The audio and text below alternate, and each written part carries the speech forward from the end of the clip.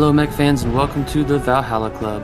Grab a Fusionaire and join us as we talk Battletech and the latest happenings around the Colorado Battletech community.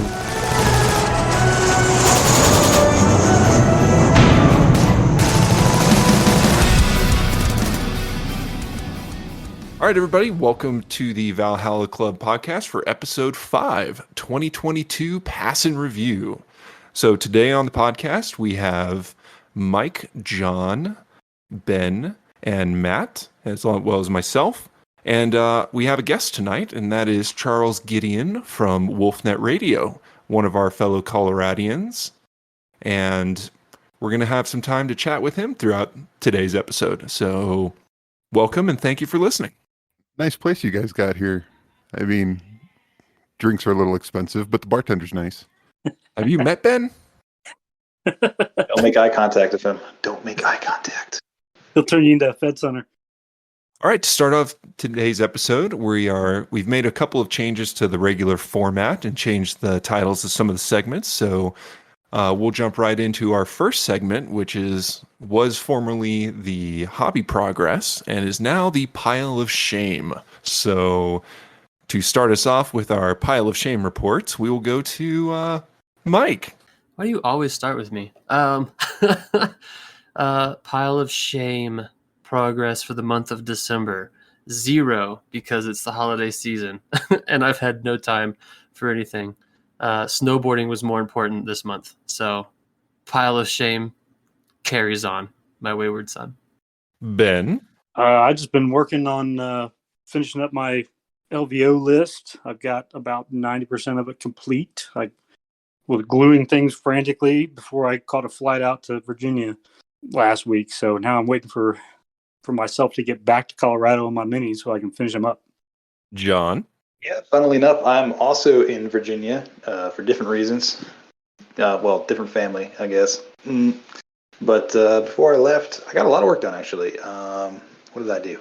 I finished up some FedCom stuff that I guess is going to be more Davian than Lyran. And some Draconis Combine mechs. I got base coated. And then I started doing like model cleanup and like the first steps of basing for my second line clan stuff. So like a Marauder 2 and a Warhammer 2. I don't know, there's like a whole binary of them that I just had to clean up. So pretty good progress. Cool. We call those lances and companies in the Fed Sons, John. Get that in your vocabulary. Sorry, yes, reduce stars and reduce binaries. Or reduce trinaries, my bad, yeah. Matt? I've still been working on my LVO list as far as kind of getting into that pile of shame. But the problem is I keep changing my list, so then I'll just order new things. And so, but my pile of shame doesn't grow; just pile of purple painted mechs continues to grow.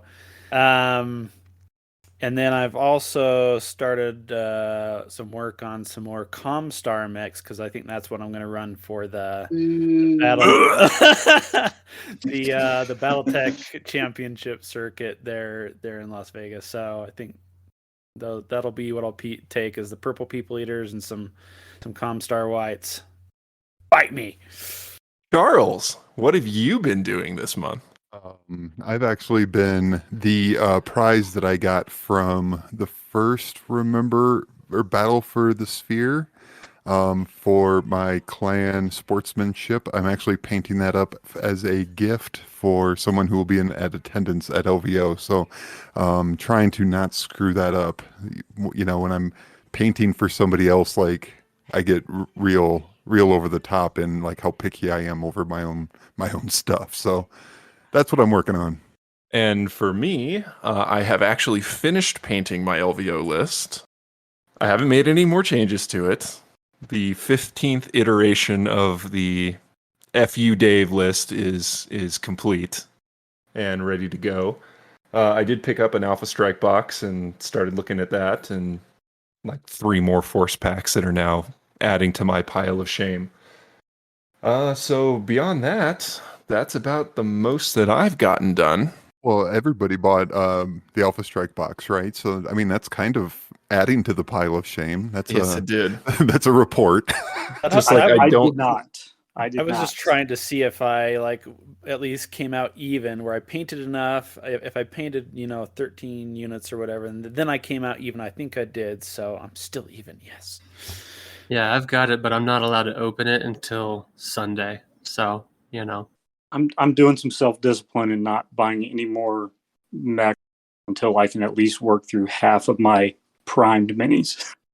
Well, my problem was that I bought a bunch of force packs for my LVO list, and then I changed my LVO list. So now I don't need any of them. So they're just sitting there. paint them up as Op 4. Yeah, I've already got 2 different Op 4 forces that are painted, that are like a company each. So I don't know what I'm going to do with them. We'll figure it out. Sounds like you're about to have painted minis for each faction. No, I will never paint Comstar. Are we doing games played now? Yeah.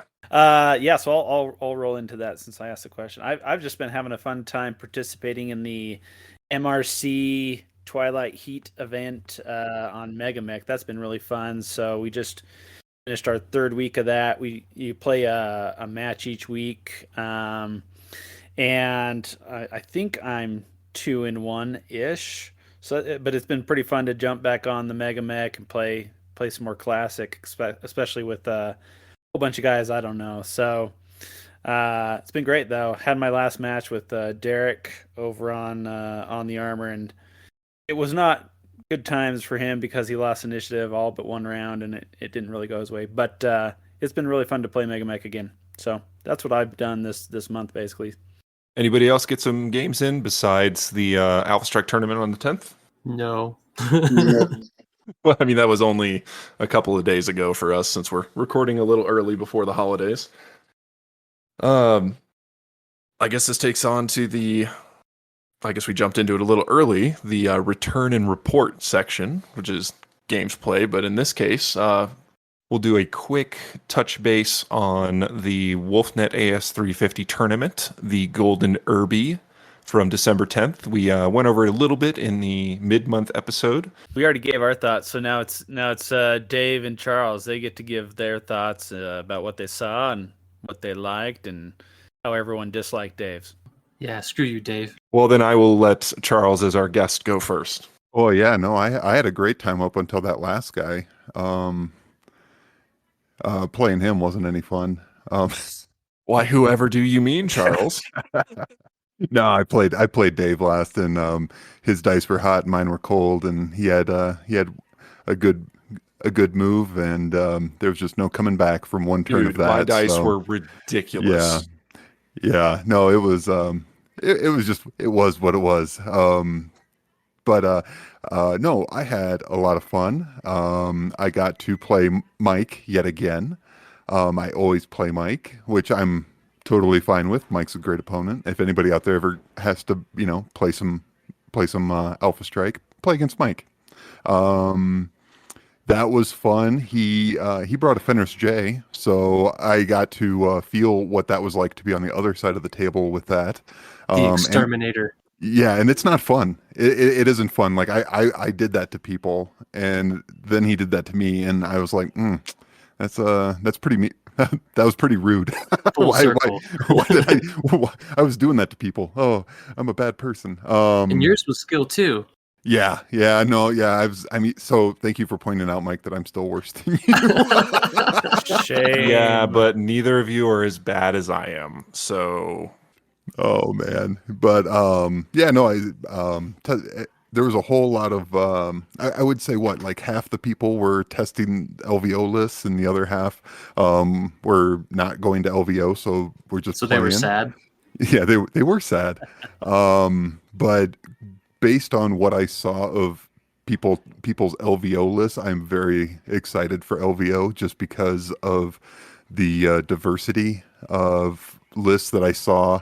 So I'm imagining there's going to be a lot of diversity at the event. Like, this is the first time that there's going to be not how do I say this? Like, generally it's either been the WolfNet crew being the core of like the group, or like in addition to a certain region, whether that region is like Indiana or Florida or like the Twin Cities, but this is going to be the first time where it's like just across the board, wide open. Like all of these different groups are getting together and actually playing each other just straight up for the first time. So it'll be really interesting to see what comes of that, because I know everybody, like every region kind of gets their own meta going, and I think it's going to be really fun to see what everybody shows up to LVO with. That's one of the things I like about our region is that so far we don't have a meta that everybody plays. And I think that's because we came into the game a little late and we started playing, the WolfNet rules last year. And we've seen an evolution in the way that people have played. They have gone from kind of your primary mech only lists to a couple of people really like indirect fire. We've seen a couple C3 lists. We've seen some of the fast jump strong lists, which have kind of gone. I think there were only a few people that brought jump strong mechs to the 10th event because of the points change. And just overall, it was a really good mix of things. I also do feel I kind of echo your sentiment, Charles. Of I feel bad for some of the folks that came to the 10th event, because a few of us did have really competition oriented lists, and to fight against something that has been optimized as much as you possibly can and then continually refining it, it can be tough. It can be tough to play against a list like that. And I know you and Ben both faced me, and I was, at the end of the day, I was the one that went undefeated at the tournament, and it was a great testing ground for the comp lists. But at the same time, I did feel bad for some of the folks that were brand new, that came to this as their first time, because they saw some really kind of ridiculous, just tough to beat lists. Sorry, Luke. Shout out to Luke for being such a good sport during the day, because it was his first time playing, and it was. Oh wait, was it Luke's first time? I think it was his first WolfNet. WolfNet tournament. Yeah. It wasn't his first time playing. It was his first WolfNet tournament, and he was a great sport in all of his games. Yeah, I know, and I played Chuck in the second match, or the other Charles, and like he was there, like he was trying to put his list together right before, because like he was new to I think Alpha Strike, but he was like brand new player, but he's like a classic player, so like he understood.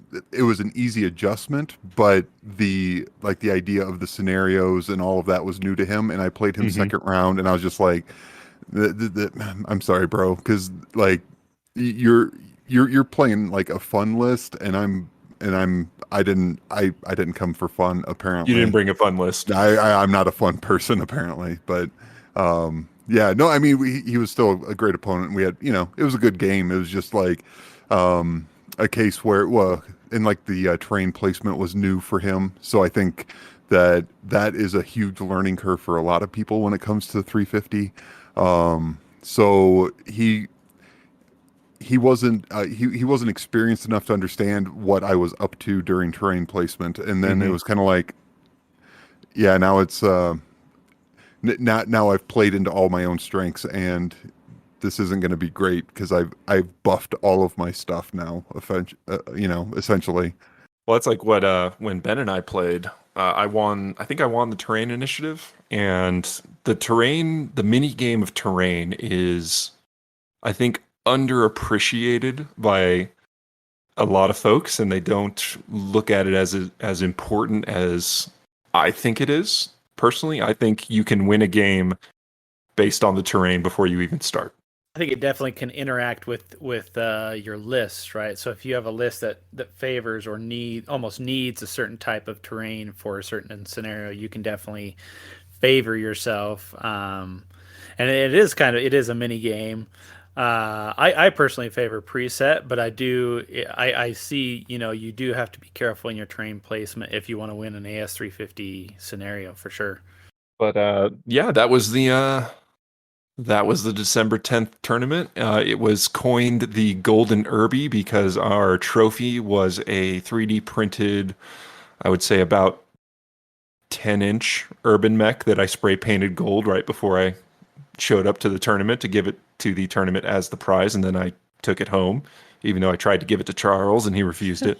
Nobody wanted it. Nobody wanted it. But one of the fun things is that I am going to reprint the urban mech about 3 times the size, and we are going to make it into a traveling trophy. So kind of like Stanley Cup style, where the person who wins the trophy is going to take it for the year until we have the next December tournament, and then bring it back. And each time someone wins, we'll add their name to the trophy base plate. So your name will get emblazoned in the history of Colorado Battletech on the Golden Irby. I dig it. All right, well, that closes up our return and report, and now we'll take some time to talk specifically with Charles as our guest. We did get a couple of questions for you, Charles, so that we can the community can get to know you a little better. First off, how did you get started or coerced into being a part of WolfNet? Yeah, so WolfNet originally kicked off where it was Bloodbath and Silent.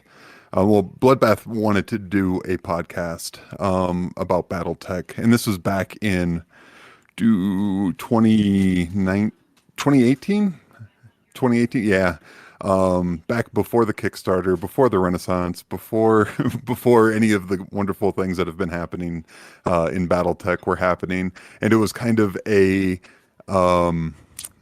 my understanding anyway is that it was we are still here, the community still exists. If you're out there and you play Battletech, keep playing Battletech. It's a great game. It's a great universe to play in. And I grew up with Bloodbath and Silent, so those two kicked it off with the Krolls, Minnow and Coach, and so once they got rolling, they kind of pulled me in as kind of a side person, an outside perspective, to get input on or whatever. And then I submitted a couple of commercials. So if you go way back to I don't even remember what, episode 5 or 6, something like that. There's a couple commercials I did. One for one's a commercial for the what was it on the Bushwhacker? And then I did a reading of the Voice of Kerensky. And then I think one of them was out sick, and then they called, they basically messaged me and they're like, "Hey, you want to get guest on this one?" And ever since then I've been in, but it was mostly Bloodbath. So if I ever say anything on WNRP that people don't agree with, just blame it on Bloodbath. You're still in that guest status, the temporary / permanent guest status there, Charles. Yeah. I guess I think by adding my history briefs, I think that kind of solidified me where at least I'm going to be on every episode. Was that something that they asked you to do, or did you like, hey, I've got this, I'm kind of into the lore and would love to do something like that, or who kind of came up with the history brief idea? That was me.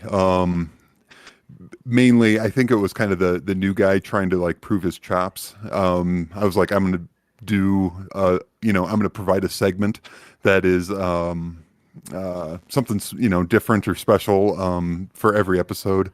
And I don't know if you guys ever saw the YouTube series The Great War, but it was a series where they'd go back and go over what happened that week 100 years ago during World War One. So I totally just kind of stole flat out the concept of that and kind of try to bring the same thing to the Battletech universe. So what's your process to do it? Do you just type in Like go to Sarna and type in the date and see what pops up, or? Oh man, generally no. I try not to rely on that, just because I'll end up all over the place. But I keep a list of things that whenever I am doing deep dives on stuff or reading novels or source books or anything, if I come across something that sounds interesting, I throw it on in a document to come back to when I get around to that month. There's a secret Excel sheet. Oh, it's a Word doc. It's a Word doc. Oh, okay. I am not an Excel master, but and then when I get to the month, I just kind of go back to that document and look and see what sounds the most interesting to me right then and there. Which sometimes comes back to bite me, because if anybody out there ever tries to research like an event from the jihad era, that is it's a rabbit hole all of its own, because you're tracking it across like 5 or 6 different books and trying to get all the details, and like it's a rumor in one book and then it's an actual like established fact in another, but it's different. So what do you yeah, I try to stay away from jihad, honestly. What's your Well, I favorite think most era? of the fandom does. Sorry, would you say, Matt? Oh, sorry. So speaking of which is your favorite era? Which do you kind of enjoy the fiction the most? Me personally, like I really enjoy the Civil War era. But as far as covering for history briefs, I think that the early information is kind of the more fun, because there's a lot of like dangling loose ends, and then like tie-ins that you can make across different pieces of from one source book to another, where it's not directly like stated, but there's a lot of implied pieces. So being able to kind of go down those rabbit holes and talking about like when we talk about history today, right? Our history. We say, well, it could have been this, but it also could have been that. It could have been a ritual item for certain religious dates or something like that, but we don't know for sure. And that's when, with the history briefs, I really enjoy is when there's not you can't say for sure, but when I can kind of get into a little bit of those conspiracy theories a little bit, that's when those are the ones I really enjoy covering. So I'd say it's safe to say that when you say Civil War is your favorite era, that the Wolf's Dragoons are your favorite faction? Oh, no, Dirty Clanners. No, I am a merc through and through. I spent time jumping. I believe I at some point was like affiliated myself to every Inner Sphere faction except the Free Worlds League, kind of based on what I was reading at the time, or kind of what was where things were happening. But I just landed on Merc. That was the one that really they're the only honest faction. I say this all the time, but they're the only honest ones where they're fighting for money. They're not fighting for a government that's lying about one thing and doing another and everything. No, they're just there for the paycheck. So I can appreciate that. Avians don't do that. Avians are some of the most duplicitous out there. Those are shameful lies. BourBen is wounded. I heard all that. I'm just choosing to ignore it. Just like a good Davian. We don't have an Outback. Everybody here can read. It's all fine. Speaking of which, Charles, so tell me, have you gotten through all of the Dark Age novels then, as the lore master himself? Oh God, no. I have hit the high points, like kind of like in like the older books where you had kind of those tentpole like trilogies, the Warrior trilogy, Blood of Krinsky trilogy, and then you get into Civil War and you don't quite have that anymore. And then when you get to Dark Age, it's just like totally like all over the place. Chaos. So I have read a lot of the ones that pertain to the the lead up to Ill Clan, so like Masters of War, and I'm totally blanking on a lot of the titles, but the ones that surround the primary movers and shakers. But there's a lot of Dark Age books that I just couldn't get into because they're a one and done type story, which in Civil War and Clan Invasion, I totally got into those. I read all like the Avanti's Angels and all of those books. I read all of those. But for Dark Age, I just haven't really had the time to get back around to some of those. I feel similar about some of the Dark Age novels. It's just like I'd even try to read some of them. I'd get through some of them, but some of them it's just kind of like, it's kind of like a similar thing on a different planet. It's just kind of everything's broken down, and I don't have my continuous kind of. I can see when this will end, and this is moving towards somewhere. It's kind of just like we're in this blah, and we're in it. Well, at least now that we're down the road, you can know that it's going to end, and then we get, Republic of the Sphere and Ill Clan. True that. So I guess, Charles, the main thing that a lot of people have been asking about that I've been seeing across the different Discords is where is 350 going after LVO? I know they've been working on the battlefield support points. There have been some discussion of alternate ammos being added that are going to be tested. Like, where do you see the next evolution of WolfNet going, if you can say? And there's a new casual document. Oh yeah, the new casual document that Charles wrote. Yeah. No. So we are very happy with 2.1. I mean, there's a few like little errata things just for clarification around things. But 2.1 like one is PV units. No, that's that's not an errata. That's a rule change. An errata, like clearing up the like scoring in Dominion and Overrun. Because sometimes people read the scoring and they think that it's a cumulative scoring like the other scenarios, but it's not. So just stuff like that, where just to make sure people follow some of the rules there. We are definitely kicking around a lot of different ideas. The casual document you mentioned, that's something that I is basically because of the people who, like the fans who play it. They say, well, what about, I got a 6x4 table. I want to use the whole thing. How can I play 350 on that? And it's just trying to address some of those, those cases where people are trying to like play the game, but not necessarily in the premier format. They just wanted to use it for their pickup games at home, which is totally cool. Or like Matt was saying about like having pre-placed terrain.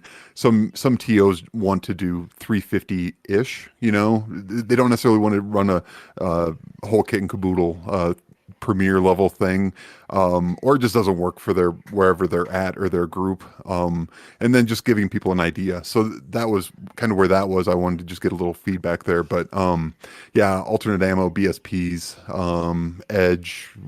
We're kicking around a lot of different things because we want to. Our stated goal is always to include as much of the available rules as possible, but doing it in a balanced way. So that's kind of where the sticking points come in of how do you integrate it without breaking it? Exactly. How do we keep adding more without undoing all of the other right stuff? Because we what we don't want to do is have and I don't play the game, so if I'm wrong, please forgive me, but we don't want to get into the 40K syndrome of if you're not playing the forces that have like the last 3 books out, you're going to lose because of the power creep that happens with every new iteration and edition. So if you're like behind the curve, then you're not going to be competitive. We want to stay away from that, where anybody can be competitive, and it's not going to be, well, we introduced this new rule, and if you're not like using it to the max, you're going to lose. Like that's not fun for anybody or good for like casual pickup stuff. So Well, I know. I'll admit, I'm looking forward to trying 350 on a 6 foot by 4 foot table because I think that's going to change the tactics a lot, and I think it's going to make a much more interesting game where you're going to have to actually be a little more strategic about how you're putting your units down and what units you're even taking. And I think we've had some decent adaptations of the 350 format with some events that we've had out here in Colorado, kind of changing up, maybe restricted to one era or kind of loosening some of the proxy rules and things like that, preset terrain like we mentioned earlier. Charles, have you guys seen other kind of iterations or adaptations with different rule sets using the 350 as the base and that have been different than what we've done out here? yeah, no, there is lots of different groups that have used the 350 to varying levels. And I think that the group out here has been more diverse in what they're experimenting with, such as like the pre-placed terrain or playing in a certain era. One of the things we're looking forward to after LVO is definitely Adepticon. So we will be at Adepticon. So there's already tickets.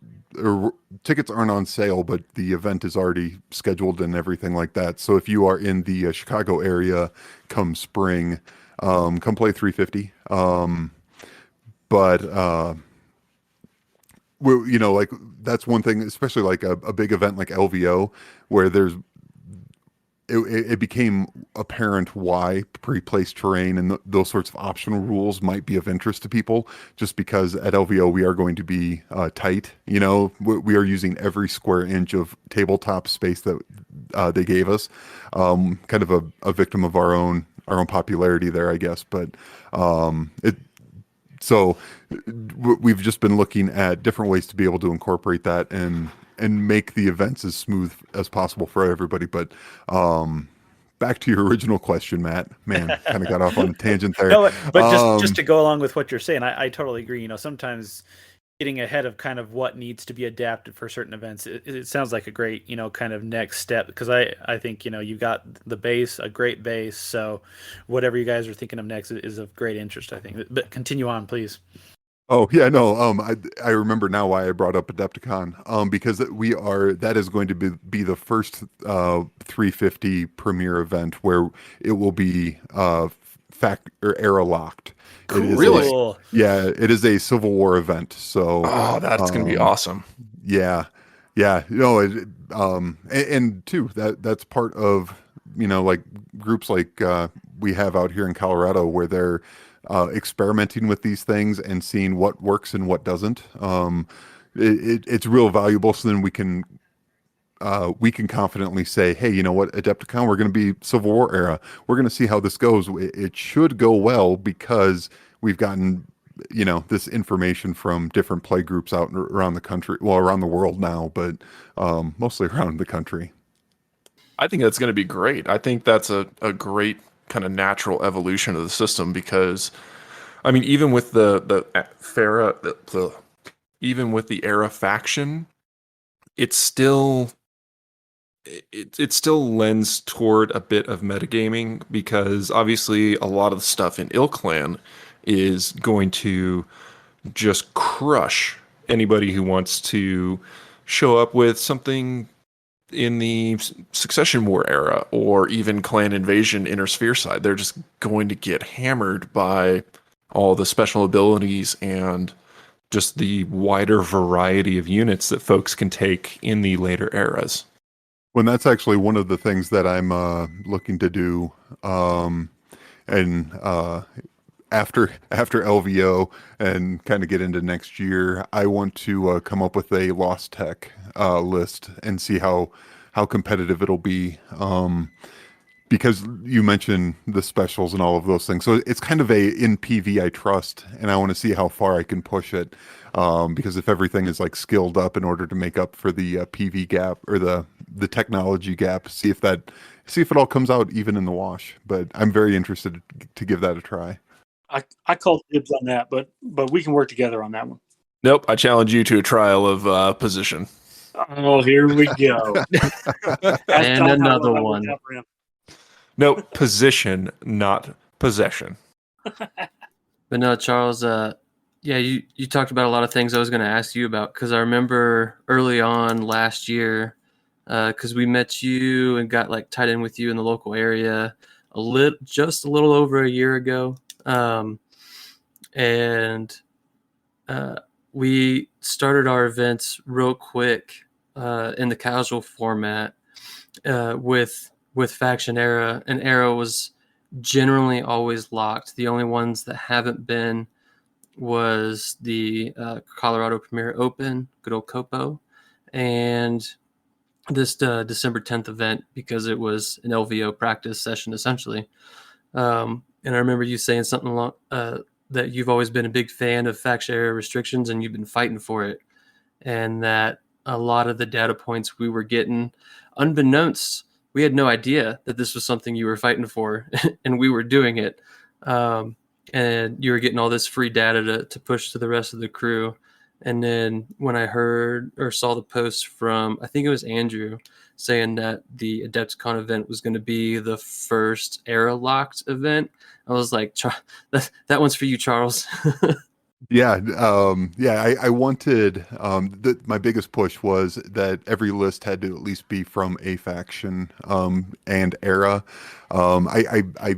And that's where too my Lost Tech dabbling I'm curious about, just to see if the PV holds up or if it breaks down, because a lot of people like you guys said will jump immediately to like Dark Age or Ill Clan, just because that's like the list building is easier there.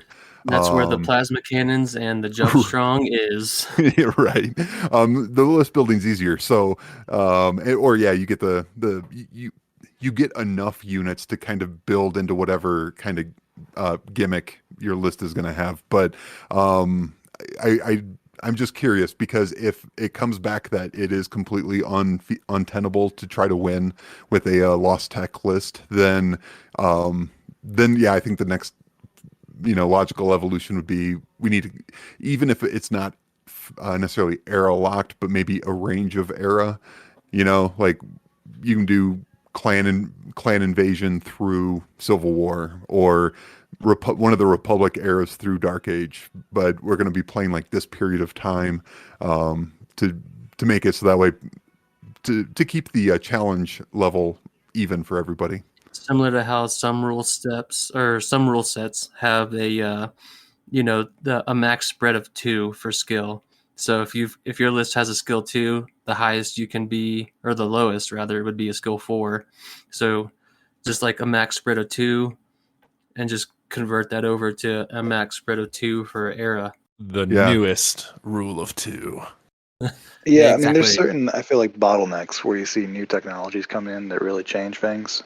So like Inner Sphere, Late Succession War, and even Clan Invasion really struggles against clanners because they're slower and they can concentrate firepower less effectively. Like they're spending more PV for HP, but they aren't doing enough damage to the clans reliably to kind of feel like a fair match. So, I mean, just kind of at a glance, probably it'd be like Succession Wars would be one era, and then what Mikey said, Clan Invasion and Civil War are pretty much on par with each other, because then you start getting Inner Sphere houses get access to clan mechs starting in the Civil War era. And then I would probably just have Jihad and On be its own era, because that's when you get some of the crazier, you get a lot more access to flak, you get Jump Strong, you get improved C3, there's more access to heat, there's more access to ECM. Like that's really where it opens up, in my opinion. Yeah, no, for sure. And I think that I mean, 350 is still it's always developing, right? We're always trying to improve it. So I think that Adepticon will be a really good data point for if it turns into where everybody like has more fun, or all the matches are much closer, or like there's a lot of data we'll be able to mine from just one good size big event like that. Because Is while LVO going to be WolfNet Radio's 350 premier level event? yes, yeah, LVO is our first official working hand in hand with Catalyst to run an event. So it is a Awesome. Good luck to official. y'all. Yep, official through Catalyst because And it's 32 heads. 32. Well, we are at 29 right now. We had a couple people who had to back out, but we sold Okay. all 32 tickets. But now, Boy, if only somebody from this podcast would actually go with us. I'm trying. Mike. Okay, I'm trying. No peer pressure there, huh, David?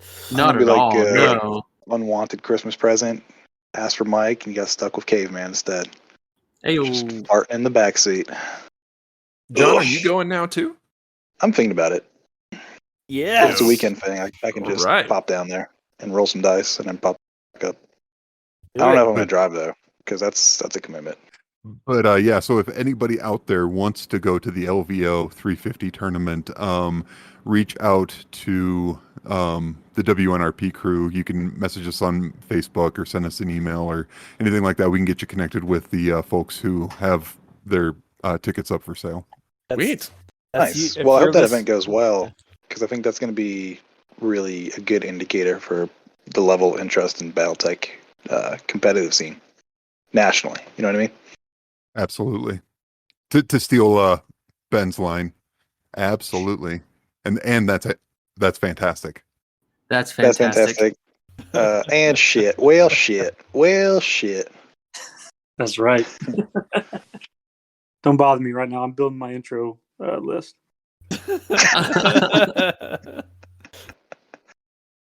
What do you do when you're not talking? You're on MUL. Yeah, Well, we right. look- No, but going back to what you were talking about a second ago, Charles, with the looking at the data points you're going to be getting from Adepticon as the first WolfNet Premier, especially run by you guys, event that is airlocked. Looking at those data points, I think your strength of schedule statistic should be a lot closer, because yeah, you'll get those people that in a normal faction unlock, or not faction, era unlocked event, you're going to get those people that are competitive and the other people that want to be fluffy lore wise.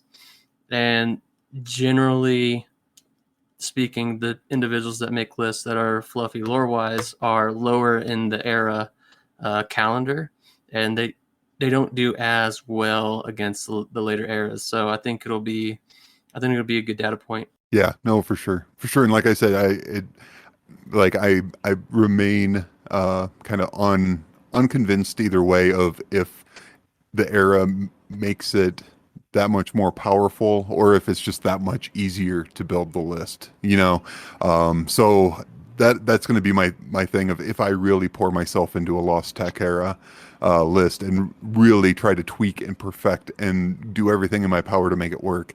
If it still doesn't work, then I'll have my proof, I guess. Yeah. I agree with your gut feeling that it's easier to build a list, but I'm not sure what the power level is. I know to access the flak is super important. Like it's a bummer in early eras. Helicopters can be a menace. They don't have as much firepower as they do in later eras, but they're also, you just like shoot them and you don't. I think that's the only like alternate ammo rule change I would like to see for the WolfNet rules would be allowing the AC special to take flak. Maybe even if none of the other specialty ammo is allowed, just giving the AC folks with the AC special access to flak ammunition, I think would be a big game changer to the earlier eras. And like the rub of that is one of the eras that needs it the most, Lost Tech, doesn't have access to it in lore. So it's kind of a That's fair. where do we go with it? Yeah. Yeah, because there's no LBX weapons at that point, right? So no cluster weapons. Well, the AC flak is ammo is just an alternate round that you can put into an Oh, autocannon. that's right. So when but does it's that Lost show up? Tech Oh, it's Renaissance. Lost. Okay. It's Lost Tech? Jesus, dude. They were all those bunch of cavemen in 3025. Unga bunga. Unga bunga, how do Well, I time think- charges work? Unga bunga.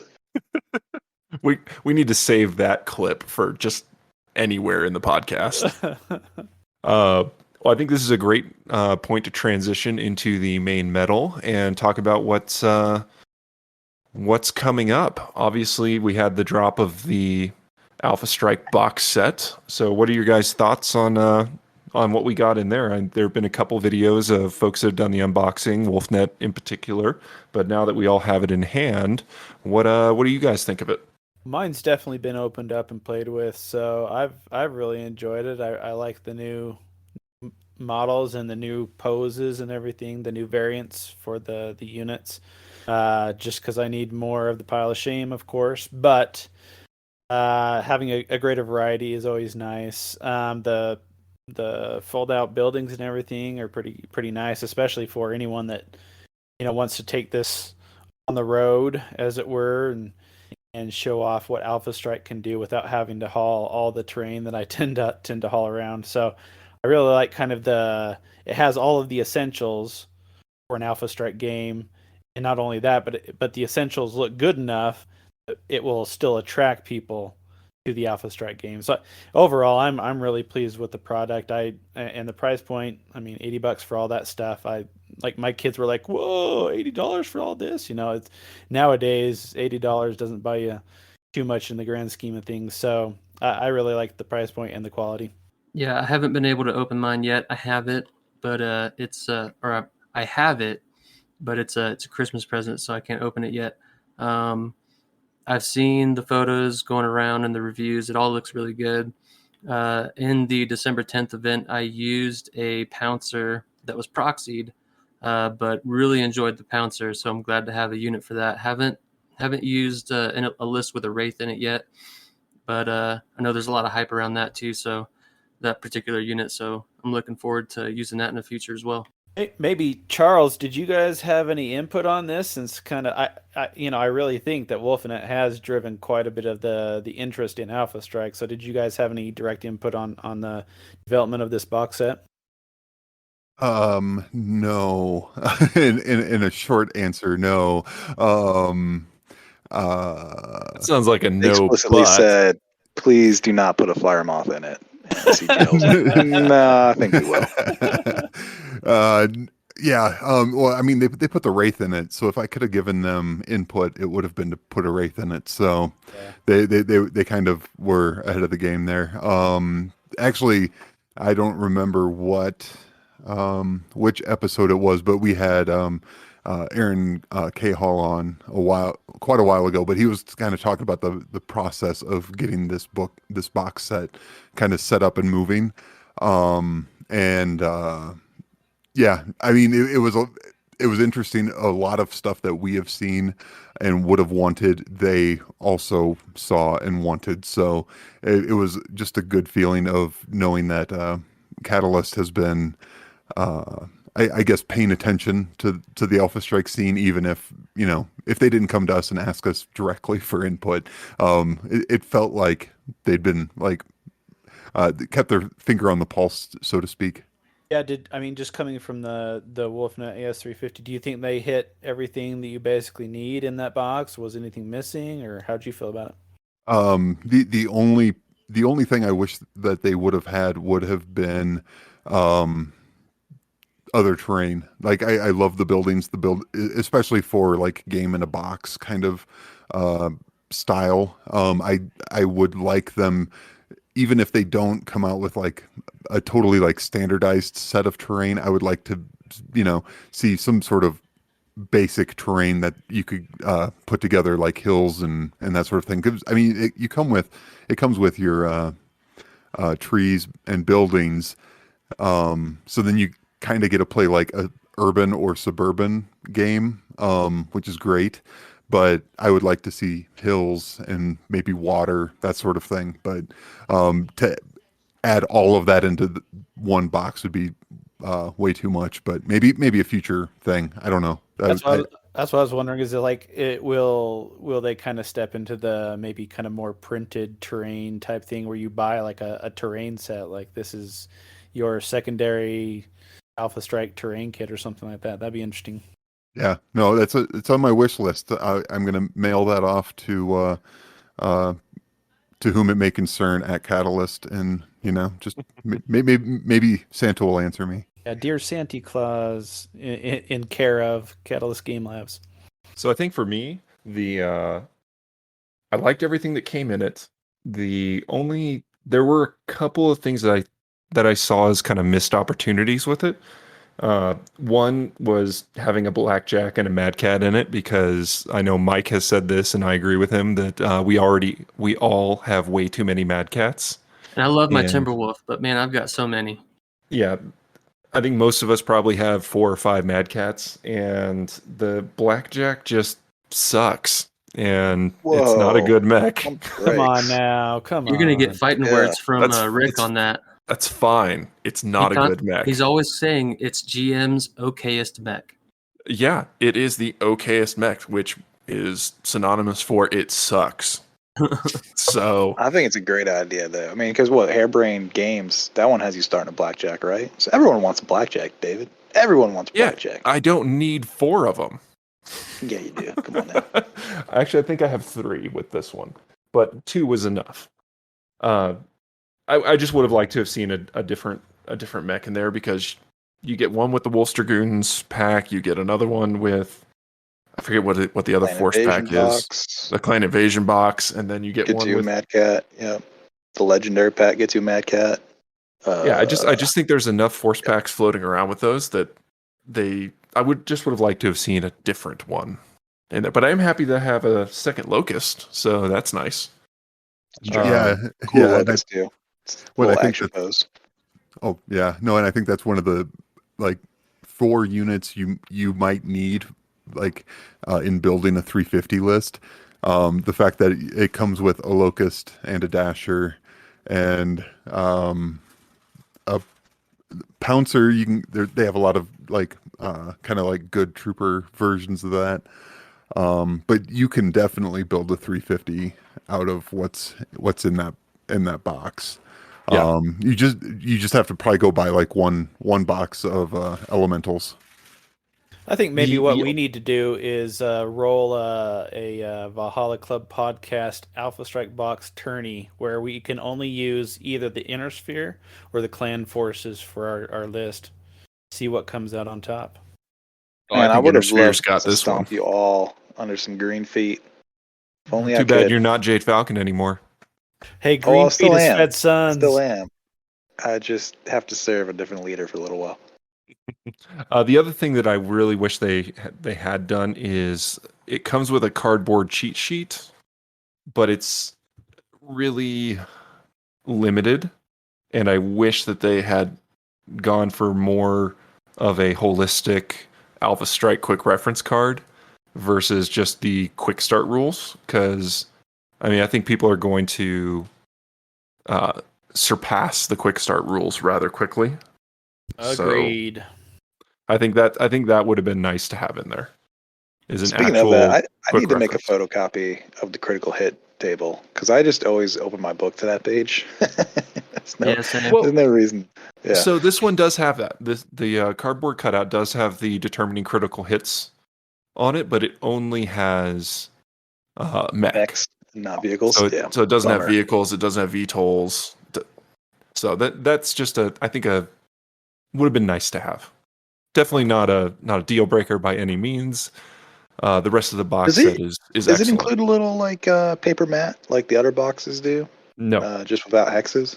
nope. It just has the quick start rules, the primer, Let's do the cardboard quick start rules reference, the Yeah. Give people, like, a buildings, little 2x2 and the play trees. mat. Be sweet. Okay. Yeah. Adding visual appeal is great to the game. Also, for I anybody think that's part of why X-Wing is so big, is that you got pre-painted minis. I could definitely see the Battletech doing that too, but it's so much more Hope expensive. not. Yeah. I think it's easier with X-wing because you only have what, 4 Like 4 factions, minis to a side. and they're all very specific. With Battletech, you've got, let's take the Mad Cat for example. The later you go in the eras, everybody has access to it. So having a pre-painted Mad Cat would be everybody's going to repaint it anyway, unless you are playing the faction that it was pre-painted for. Yeah. I mean, you'd either have to like go with like a camo scheme, like a generalist camo, or like have it explicitly for one faction, and like that's like a faction starter kit or something. But I don't know. It's a good on ramp for people because a lot of people get caught up on painting.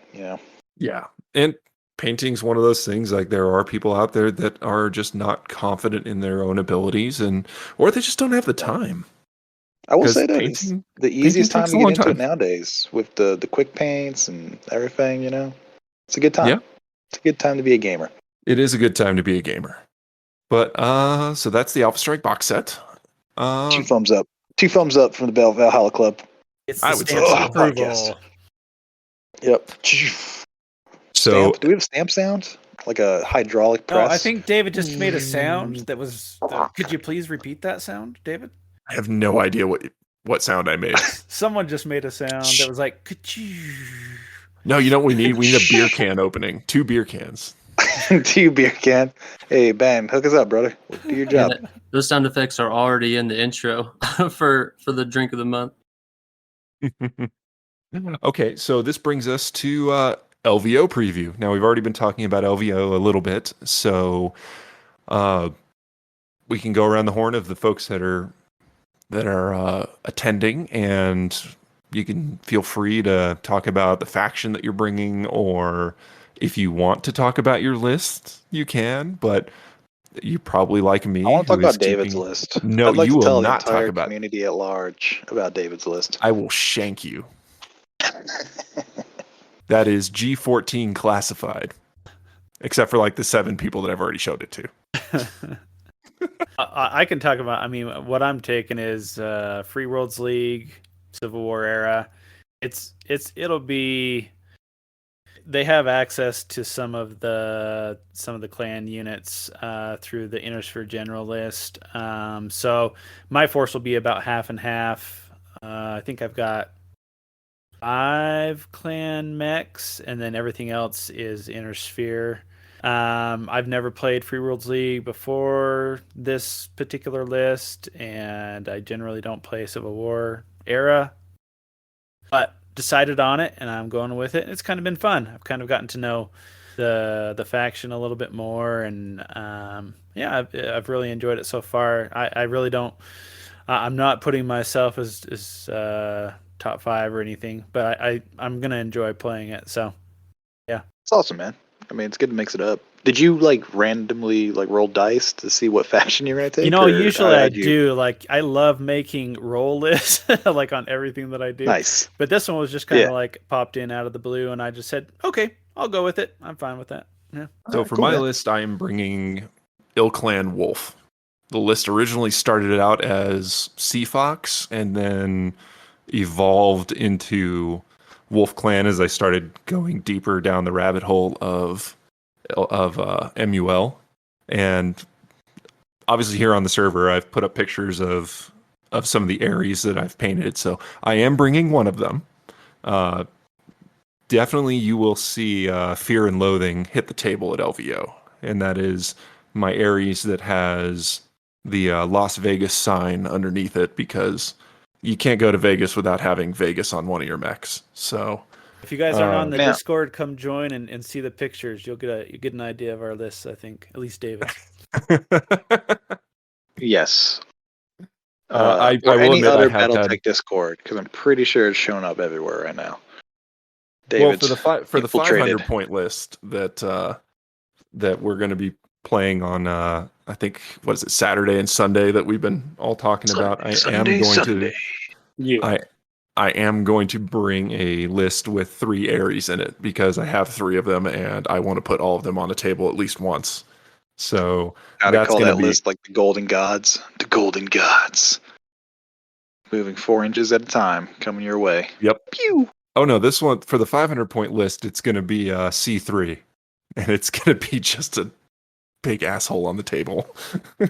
Nice. Because the So you're gonna have Ben on the Aphrodite and the table, or what? Hephaestus are both. The Aphrodite is C3M and C3M2, and the Hephaestus is C3S. So 2 Hephaestus and one Aphrodite are going to be rolling around in the 500 point table. Also known as David doesn't want friends anymore. Dave puts the FU in fun. Damn right. BourBen, let's hear about it. What's your list? So mine. He has been converted. No, I haven't been converted completely, but initially when I started looking at LVO stuff back in fucking, I don't know, June, July, August, whenever we started this road, I chose, I'm going with Fed Sons because I've been playing SLDF for the last year and a half. So I chose Fed Sons, and I probably made about 42 different lists within all the eras. Diverse right there. Starting with like Clan Invasion and just going all the way out to Oak Clan, and I kind of just went down this road of trying to figure out what I was going to do, what I was going to take, and I ended up just settling on I'm going with Fed Sons Oak Clan era, but I'm bringing a bunch of stuff that I've never really played with, and I've just wanted to see it on the table. It also didn't help that I got you to throw in on a very heavy box of metal. True, and I've still got I've got a $100 shipment from Aries sitting in my mailbox waiting for me to come pick it up of other stuff that I added to my list after our game.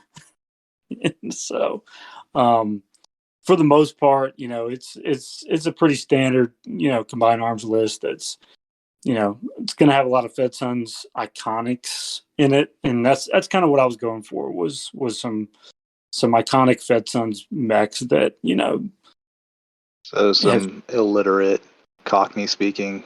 I mean, hey man, I did settle on a unit within the Fed Sons, the second Chisholm's Raiders. Second and they're Chisholms? actually Chisholm's Raiders. They're from Colorado, so what do you expect? Well, you went deeper than I did. I just found a Wolf Clan unit that looked kind of like what I was painting and went with it. So yeah, that's where I'm at. Right now, like I said, I got about 90% of it painted. I've got some stuff I've got to still put together and prime and paint and base and everything. And I ran into a snag with Fighting Piranha Graphics. I ordered some second Chisholm's Raiders decals back in October, and they're having some technical difficulties. So I've been going back and forth with Brian a little bit, and he had his printer go down. And so I don't know if I'll have my decals in time for LVO. So it's a little bit disappointing, but we'll see what happens. Do you prefer to put the Jism decal on the chest or the cockpit? Usually all over your face there. Oh my! Oh, okay. God. Yeah. Good Lord. Right on the forehead, on the end of the nose, on the chin especially. Yeah, the forehead's good. It's just like frying an egg in the pavement, Yeah, it all gets in there run. eventually, And this is why I never have to change it off of explicit content, guys. I am sorry, Charles. This is not Charles's fault. He's got knew what I was signing up for. Yeah, Charles knows us well enough that this isn't a surprise. Yeah. So Charles, what are you bringing? I am bringing yet another evolution of my Dark Age Republic of the Sphere list. Mostly because I have the most units painted as a Hastata unit, so I had choices. So I just let me know if you need to borrow an Ares. No, I don't think so. But the Dark Age Republic was the first 350 list I built and painted, and it kind of going back to that, like we're talking about the later eras, you can make it's easier for list making.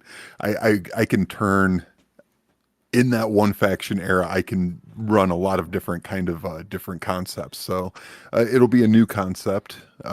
Yeah, it's a new concept, but the change to Jump Strong changed it a little bit. I was gonna lean into that and test that out, but then they changed the PV cost, and which is good. I am 1000% in support of that. But Yeah, I'm pretty sure you could replace the word test with abuse there when it comes to Jump yeah, Strong.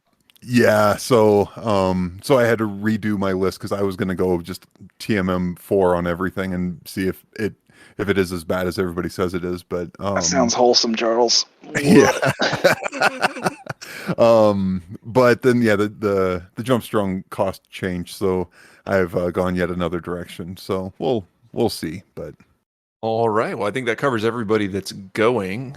John, you're still a maybe, and Mike is a maybe. So Yeah, unless you guys want to hear more about my Jade Falcons. Like this one time in band camp. Is that the time they got beat by the Fed Sons? No, that never happened. That's just Well, John, a you're recurring not nightmare allowed that I've to had take- for the past 2 weeks. Every night that wakes me up in a cold sweat. I mean, John, we already know what you're gonna take if you do go. It's gonna be Davian because you have to. No. LVO You is got the moratorium. explicitly excluded. LVO. Yeah, from Yeah, the I had to agreement. put the kibosh on there in case I lost. Old Ben had to hedge his bets just in case I curb stomped him too hard. Yeah, and I didn't want to really change my list, so he can still play Jade Falcons at LVO if he shows up. Yeah, so suck it, David. I mean, I'll give you a rematch if you want.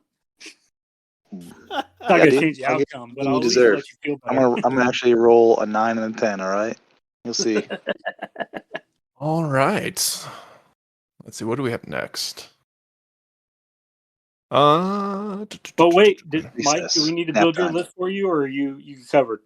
I mean, if I go, I'll probably super refine my Dark Age Kellhounds list because it was fairly decent, but could have been more refined to a more competitive level.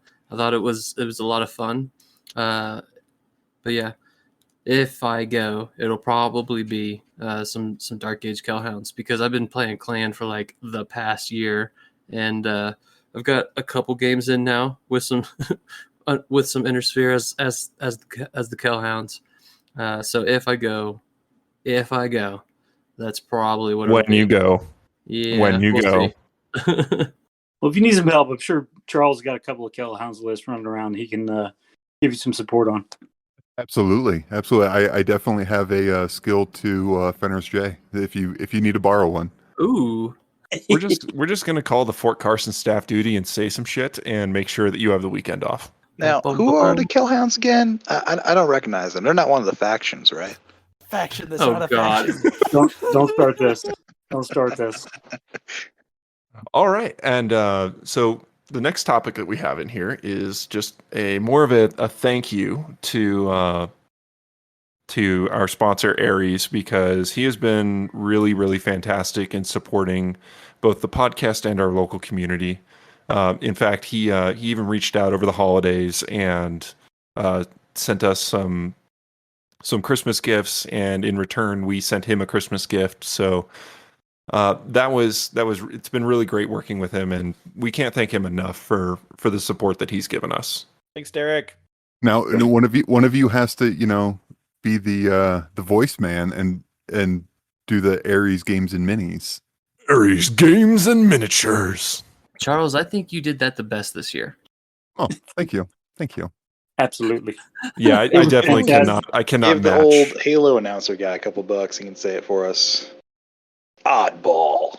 Ares, miniatures, and game. I can't do it. It's like the third vowel syllable messes me up. Bummer. Oh, Ares. No, can't do it. Can't do it. I'm going to eat some cookies now. Well, let me see if I can get the Solaris announcer voice going. It's been a long time since I've tried. Mike's sitting there smiling like an idiot. Ladies and gentlemen, welcome to Solaris 7, where we are sponsored by Ares Games and Miniatures. In this grudge match between the Jade Falcons and the Paragons of... Oh, fuck it. Good attempt, David. Good attempt. I'm It going to was an channel my attempt. announcer voice one more time here. Well, that's let me get some staying in. oddballs out the way. Ball. Ares Miniatures and Games. Ares Miniatures and Games. You have to say it slower. It's hard. Ares Miniatures and Games. Derek's going to listen Almost to this and just shake his head. It's like, Jesus, guys. Yeah. Going a little overboard on the marketing. That's the beer. All right. Well, alcohol aside, the looking back at our 2022 in the Colorado community has been a really amazing explosion of growth, player interest. As a community, we have grown significantly.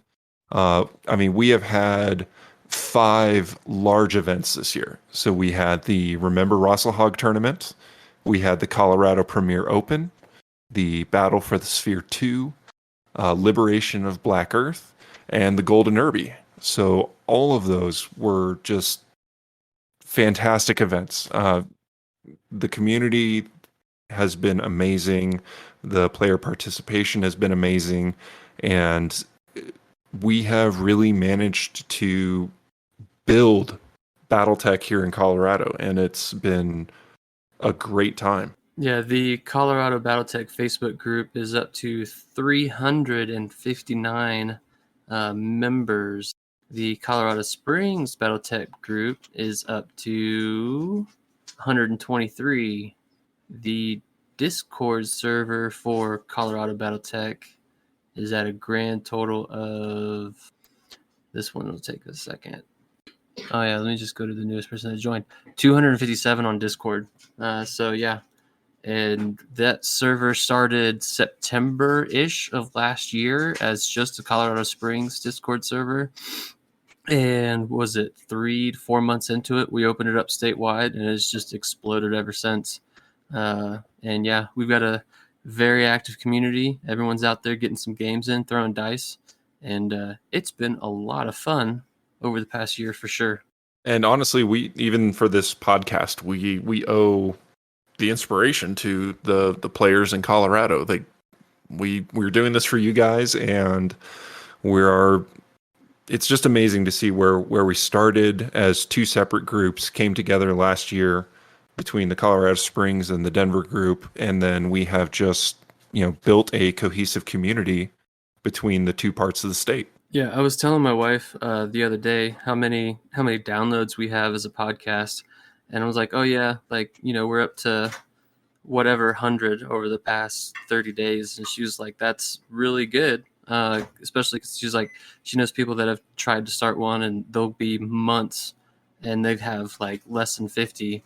And I mean, episode 4, which was a lot of fun for all of us here, has been out for 19 days and already has 170 downloads. I just want to apologize for everyone who's listened to episode 4. Collectively and individually, the last 20 minutes were pretty rough, and we're sorry. It sounded like you guys had a great time. It was fun in the moment, yeah. I thought it was my best performance yet. That's what happens when Ben leads a show. But yeah, so far, as of right now, we're recording episode 5, and we've got a total of 1,656 downloads. But wait, Mike, how many hours have people dedicated to that? You can't do that with Charles on here. Oh, man. That's harsh, man. That's harsh. but your envy is duly noted. So thank you. Yeah, I'm not One good day. at math, so I'm not gonna do that. Okay. But 386 of those downloads are of the 1 minute episode 0 intro teaser And episode. probably half of those are us listening to it. Probably right. I will have to say Episode that 1's at 257. I will have to say that I wouldn't say that we're generally an actual reflection of the community out here. I won't say that because I've just met so many good people out here that are fun to play with, and it's just pushed us to want to do something like this, right? It's kind of like this. It's Yeah, just to get the word out there. Yeah, and the And people to are have so fun. great. Yeah, it's always fun to play. Like all these events are fun to play. I play almost every week, and it's always been a great time, win or lose. Just the people are great, and the game is great, and so way to go, Colorado. Absolutely. I love all the people that we've met, and it's been really great. Yeah, And I we mean, got a we're really easily diverse one of the community top of 10 best Battletech podcasts, right? Top 10. We're in the top 10. aren't there There- only 10? There's maybe I don't think there are even Got 10. more like 5. We're gonna Crushing claim it, boys. Now for next year, David. All right. Now for next year. So stuff that's coming up in next year is obviously LVO is the 26th through the 29th of January, and then we have Genghis Khan, which is the shit. I'm unprepared for this. Where's my calendar? While you're unprepared, was there like some confusion? Like Greg had some events scheduled, and then Dave had some events scheduled. So- how many events so are there actually now we- in Genghis Khan? 2. So we were at 3. Greg had a conflict on, I want to say, the Saturday. Yeah. So he is not able to run his battle royale. So we're trying to find someone to run it for him. I don't know if that's going to happen or not. It's great. Did Braden step up to do it? I think Brandon was I trying to remember get him. in Yeah. contact with the organizers to see if he could still run it or whatever. Okay, cool. But it's going to be the weekend of the 25th and 26th of February.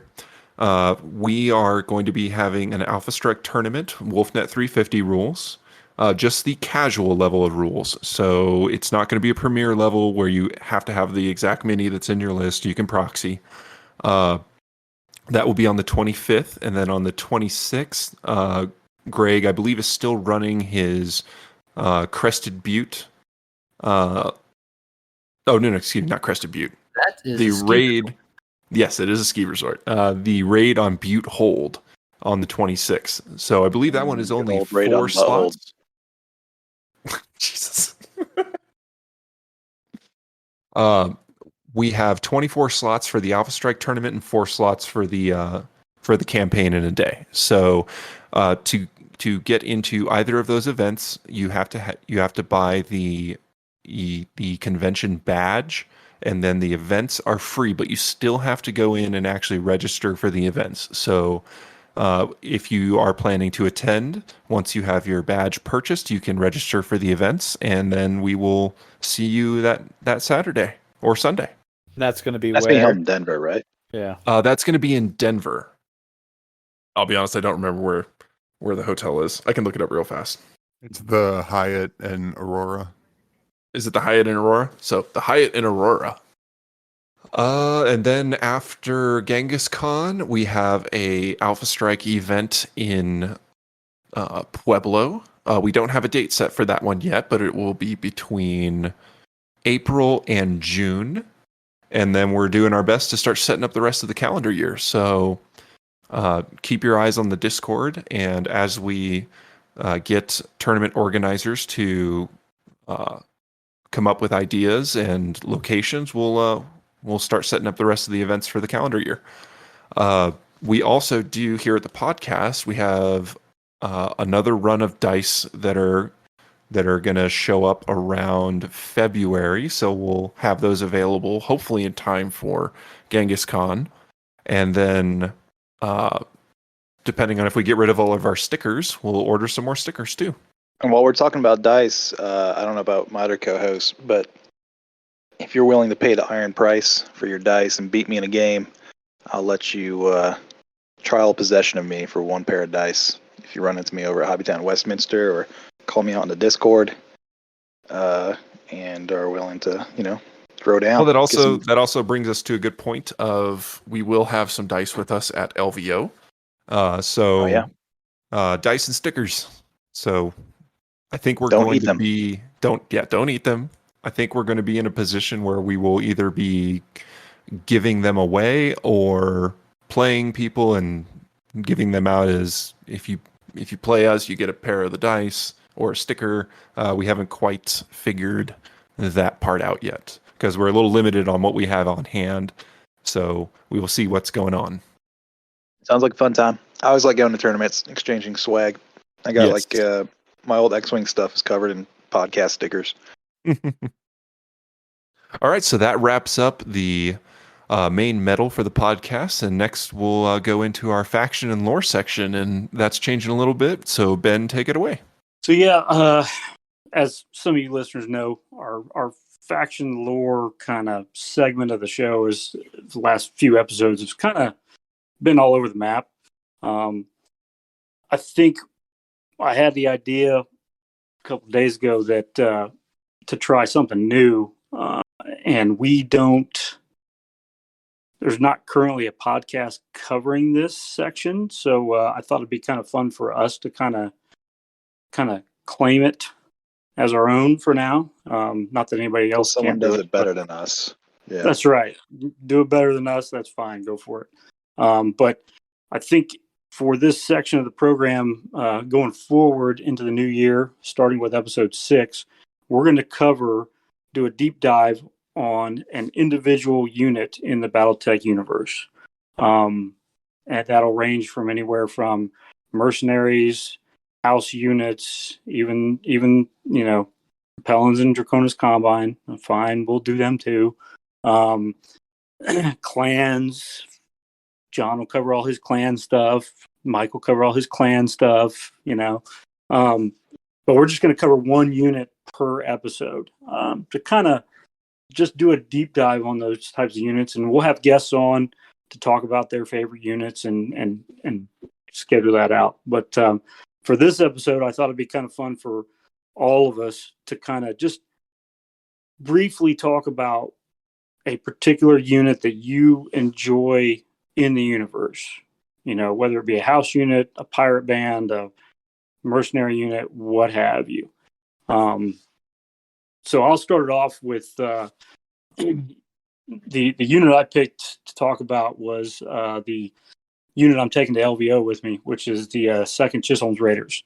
They're a Fed Sons house unit. They've been a Fed Sons house unit for a couple hundred years now, since like the 2900s, I believe. Let me pull up the book so I don't get this wrong. And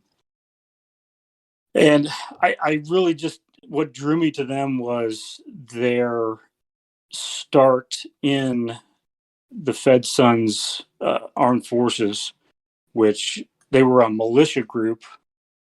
They were a militia run by a retired AFFS general, and they weren't getting the love they thought they should be getting from the Fed Sons, and they challenged the line regiments of the Fed Sons to come and fight them. And they ended up taking on, let's see, who was it? They ended up taking on one of the line units. I forget who it was. they ended up drinking tea together, and then they had a good did, chat, and they said, "Good day, fellow. You can be a military unit now." They basically started, they challenged the armed forces of the Federated Sons to a training exercise, and if they won, they got to be part of the regular armed forces, and they won. So I've always liked the Second Chisholm's Raiders just because they're an irregular unit. They use unconventional warfare. They are kind of a jack of all trades, and you really don't hear a lot about them, just because really nobody knows who the hell they are. But what else I found interesting about them is they were based off of the planet Colorado in the Fed Sons Outback, I believe. Let me go figure this out. But The Valhalla Club podcast, accurate 62.5% of the time. 60% This of the is time, my every idea. time, I haven't done my homework, and I'm not sober. man, I've been list building in the Lost Tech era right now. So it's one of the units that I've always enjoyed and I've been fascinated with for probably a good 10 or 15 years. A lot of my Mech Warrior characters kind of became part of them, that kind of stuff. So Who's up? Who wants to go next? Now, you sure I'll the take it. Jism don't come from the planet Scroat? Because I'm pretty sure they come from the planet Scroat. Christ. No. Only your unit does. Oh, that's right. My bad. All right, so I just picked I went through the field manual mercenaries and randomly selected a page and came upon the Wilson's Hussars, the most okayest mercenary unit in the Inner Sphere. They were commonly referred to as Wilson's Wimps because they are terrible. And they are a unit that was formed in, well, shit, I guess. Everybody talk shit now. 2 for 2. We're just terrible. Round 2. Here we go. They're referred to as, like I said, Wilson's Wimps because they have extremely poor performance, and in fact, to the point of when they called down a dropship extraction, it crashed on them and buried half of their unit. Eventually, they got kicked out to the periphery, did a little pirating, and then in 3056, they went to Outreach and started trying to pick fights with Wolf's Dragoons. And Jamie Wolf basically just told them to bugger off. And that's about the most okayest mercenary units, to the point of their mercenary insignia has a OK sign on it. So Man. yeah, that's Wilson's Hussars. If you're looking for the Our okayest mercenary unit, there you go. Jank Master himself chose the jankiest unit. Honestly, I just I just randomly went to a page in the field manual and just looked like 10 pages up, 10 pages down, and just before you get to Wolf's Dragoons is Wilson's Hussars. So I mean, they sound cool. Hussar is a cool word. they have a Wolf's Dragoons rating of a D-. Hey, D. It's all about the D, but David, all right? Someone has to lose sometime, and it's always them. Yep. It's always Wilson's Hussars, and half the time it's their own dropship. Yeah. What do you got, John? As far as go ahead. Say again? Go for it. Oh, is it my turn? All right. It's your turn. I chose a legendary clan. I chose a legendary clan Jade Falcon unit, the Falcon Guards, who ended up being led by Aiden Pride himself at. Oh shoot! It's my turn. 3 for 3. I've come to rescue you. What's the one? Tukiyid.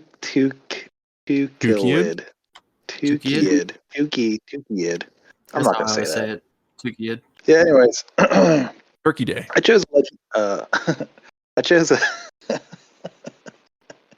God damn, dude. Talking all this shit and then he can't even get words out. Mm-hmm. I got that Hussar failure to perform infection. But no, I ended up. My favorite unit is a legendary clan Jade Falcon Falcon Guards, led by Aiden Pride himself, and then later reconstituted before the Falcons invaded Terra, and they had a pretty pivotal role in the battle there. What, being target practice for Wolf? No, they stomped the old guard regiment into the earth. So Republic of the Sphere. yeah, stomped them. As Ben would say, read a book. No. Yeah, they were screeching, making bird noises, and just letting loose with pulse lasers into whatever Inner Sphere people pilot. I don't know, jalopies. But they kind of enshrine all that it is to be Jade Falcon. Bold, courageous, daring, ugly, Crazy. ugly of character, crazy. Yeah. So I love them. Well, they're no Malvina Hazen. That's right. We can only really aspire to that level of Psychotic. yeah, Dedication. dedication. Yeah, we all can only that is aspire true. to That is Malvina true Hazen's level dedication of to your dedication. cause. Yeah. Matt? Oh yeah. Sorry, I was gonna kick it over to Matt. I have I'm interested to learn more about mercenary units, and one of the few that I have known, and I guess was one of the original mercenary units from the game and the fiction, is the 21st Centauri Lancers. So I've always Oh yeah. been impressed with these guys, and I guess they have a real good reputation for just being kind of honorable and well organized, which I appreciate with many less well organized units in the BattleTech lore. I guess these guys I came to find out actually researching is that they used to be a Capellan unit, and then they said, no way, no more. We're getting out of here. Hijacked a couple drop ships and jump ships and took off, and they've been on the mercenary route ever since. So they've pretty much worked for every other action in the inner sphere.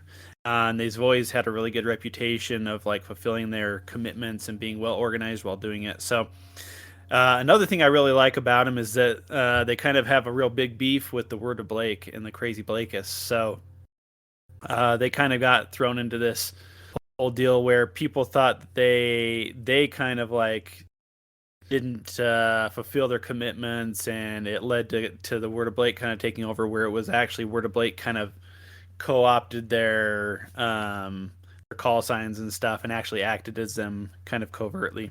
So anyways, they kind of the Word of Blake went after them and destroyed quite a large portion of the Lancers, and then they kind of come back a little bit, and they're still present even down to the Ill-Clan era. But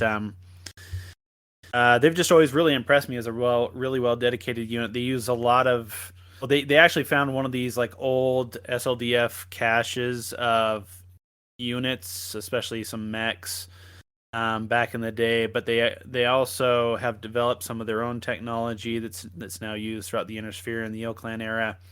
And now they actually, in the Ill-Clan era, they work for the Tamar Pact. So that's kind of interesting.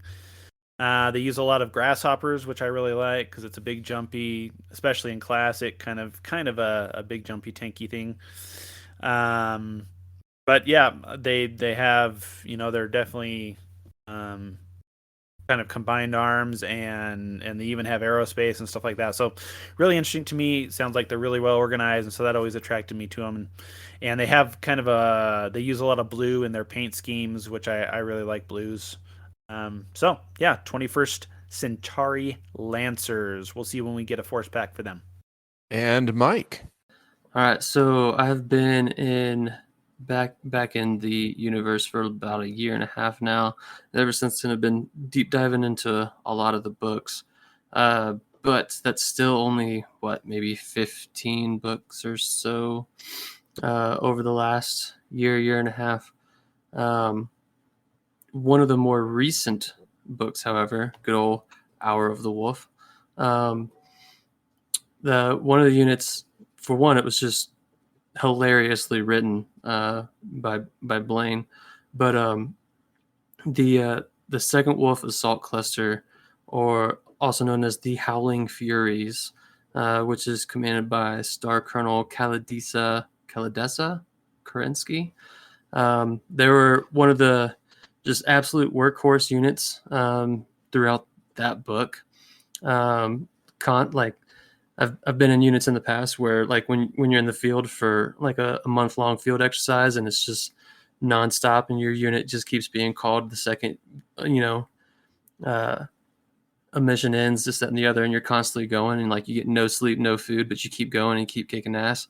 That's kind of what these guys were doing throughout that book, and it was a lot of fun to read. That tank crew was the best part of it, but as a whole, the Second Wolf Assault Cluster did a lot of work throughout the invasion of Terra. So that's who I picked for now, because out of the 100+ books, novels throughout the universe, that's one I've really enjoyed so far, even though it was just snippets throughout the novel. But so yeah, the Howling Furies, aka the Second Wolf Assault Cluster. Do you own a carnivore? I don't, but I need one. Shame. Look, man, I'm getting there. Okay, I got to work through what I got. I just got another airspace fighter, some more tanks. I need more tanks, But no, That carnivore crew was on Fratricide was the name of the tank, and I think that was beautifully named.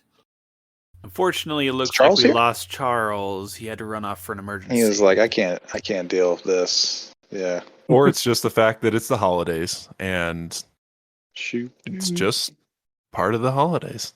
We miss you already, Charles. Years happens, man. So that brings us to, or Ben, do you want to close this out? Yeah, I can. A lot of interesting units there. For those of you guys that are listening, if you got a favorite unit, throw it up in the Ask the Podcasters area of the Discord or in general or one of the channels, and we'll I'm sure we'll be covering it on a future episode. And we will try and do actual research before we start. Right. Do a little bit better. The holidays are Seems screwing unlikely. everything right now. And that brings us to the Battletech Drink of the Month. Take it away, Ben. Hey all, this is Ben here, your Battletech Master of Spirits. Get your mixers, liquors, shakers, stirs, and strainers ready as we cover this month's Battletech Drink of the Month.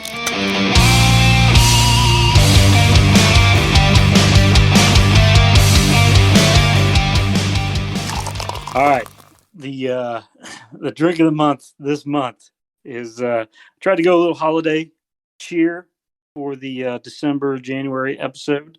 So this one is called the Steiner Assault Recon Lance. So if you are so bold as to want to throw down a Steiner Assault Recon Lance on the table, it starts with a 3/4 of an ounce of Jägermeister, 3/4 of an ounce of Baron Jaeger, 3/4 of an ounce of Rumpelmans, and 3/4 of an ounce Sambuca. Layer it in order in a shot glass and go shoot those pesky Dracs with it. That also sounds awful. Yeah, how come we can't have a drink that sounds good? It actually wasn't bad. It wasn't bad. I think the licorice of the Jägermeister and the little kind of the honey ting you get on the Baron Jaeger and the peppermint from the Rumpelmans. The Sambuca I could have done without. Down in those Yeah, the Sambuca just sounds like it would ruin it. Hey, it's the four horsemen of the apocalypse for the Steiners. You got your 3 different types of German liquors, and Atlas, Banshee, Zeus, and your Hoffman, I guess, is the 4th. What the hell is the Sambuca? The Charger? What is Sambuca? It's an Italian liquor. It's a gas geez. streak. It's an after you drink it to cleanse your palate. It's not good. It's interesting. It's interesting. I think if you take those 4 away and just add Bourbon, 3/4 of an ounces of bourbon, it'd make it a lot better. Bartender Ben, solution to everything. Add bourbon. Add bourbon and take everything else away. So enjoy.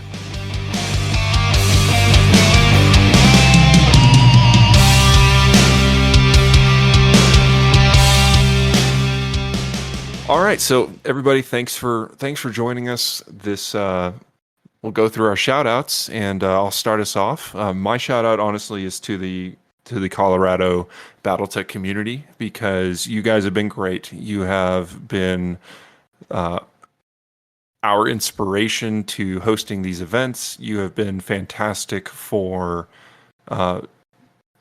coming out to all the events, for helping us plan and execute the events, and just for generally being a really awesome community. So my shout out is just a big thank you and a happy holidays to everyone in the Colorado Battletech community. You guys are awesome. So thank you very much. Looking forward to everything we do in 2023. All right, John. My shout out is to Justin up at Hobtown Westminster. He's done a lot to support the growing community there, including printing and painting terrain, setting aside a bin for Battletech terrain only, and just being a super helpful, accommodating, and friendly face at the store. So just really appreciate your help in growing the community, and you're doing a great job. So thank you. Matt? Yeah, a couple shout outs from me. First of all, Derek at Aries. Yeah, thanks a lot for everything. He shipped out a whole bunch of. I had quite a little complication of an order because I had like maybe like 40 or 50 little micro fighters that I wanted, little micro aerospace fighters I wanted. He sent them right out. So, anyways, a good shout out to him. Also, shout out to Delaney, Lauren, and Josh M. Who I forgot to mention that we had a aerospace event where we tested out some aerospace rules, and that was a lot of fun. We did that last Saturday, I guess. That was a lot of fun at Delaney's place. I'll also shout out the folks at MRC that are running this Twilight Heat event, especially Lord Carbon, or the Carbonator, as I refer to him, as well as Pirate, who kind of streams a lot of the Mega Mech fights. They've got kind of a really cool service there, and maybe we will be able to replicate or join them here soon here in Colorado. It's if you guys ever have any time and want to play matches against people on Mega Mech, I highly recommend it. It's been a lot of fun, and you meet a lot of cool people. So, and to just sum it up, Merry Christmas to all, and to all a good fight. Oh yeah. Ooh, that was nice. Mike? So for me, I'm just gonna go broad scope here, since you guys covered the local community and all that other stuff. I'm going to give my shout out to Catalyst as a whole for, just this entire resurgence is awesome. It's a lot of fun. I somehow miraculously caught the Kickstarter when it reopened for all that goodness.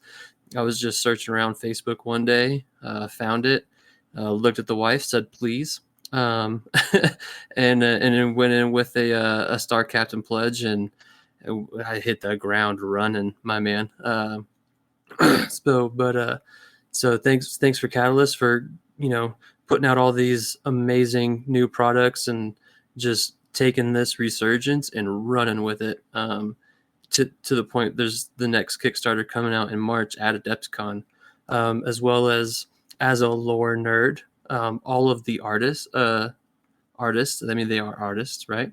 And writers that keep putting out all this beautiful stories to read. Because I think at the end, like, the games are great and all, but the stories are as I just love the stories. Yeah, Dave, read a book. More than just listening to them. But yeah, no, thanks to Catalyst and all the writers. That's my shout out. Ben? Yeah, I got two. I'm going to echo a little bit of what Mike said, but go a little bit bigger than he did and say, the writers are one part of it, as I know well, but it's also the editors, the line developers, the assistant line developers, all those guys that are really putting in the hours to give us a really good product to enjoy as a hobby. My second one is to the other content creators that are out there, the other podcasters, the other guys that are doing YouTube videos. I mean, I think you are also the ones that are out there doing your own free time, putting out a product that people can enjoy and really keep the community going in the right direction. So thank you for all you guys do out there. All right. Well, that pretty much closes us up for this episode. The only thing that I really have to add is that we are looking at March and February of having some guests with us. In February, we're hoping to have Trent Sparks. He is the narrator of Battletech audiobooks that are out there on the various audiobook resources like Audible. And then in March, we're hoping to have a conversation with Anthony Scroggins, one of the artists for Battletech. But that's what we're looking at for episodes down the road. We are going to try and, depending on our travel arrangements, do something on the road to LVO or at LVO. So we're looking forward to putting something out while we're out there having fun. And thank you, everybody, for listening. And everyone, please have a safe and fun and happy holidays. And thank you for listening to us. We really appreciate it. And have a wonderful Christmas. Merry Christmas, everybody. Happy New Year. Unless you're a Capellan or a Blakist. And for you listeners out there, if there's anything you want us to deep dive or focus on for an episode, feel free to shoot us an email. And yeah.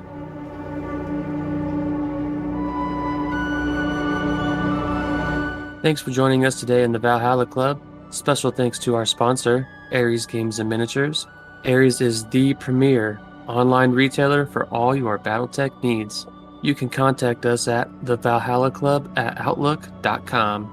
If you are in Colorado, please join your local community group on Facebook and Discord. If you are able to help support your local Colorado Battletech community, subscribe on Patreon to Colorado Battletech. This Patreon account is used to supply prize support for local events and assist in venue costs. Links for the Valhalla Club Discord, the Colorado Battletech Patreon, and Facebook group are in the show notes. Until next time, mech fans.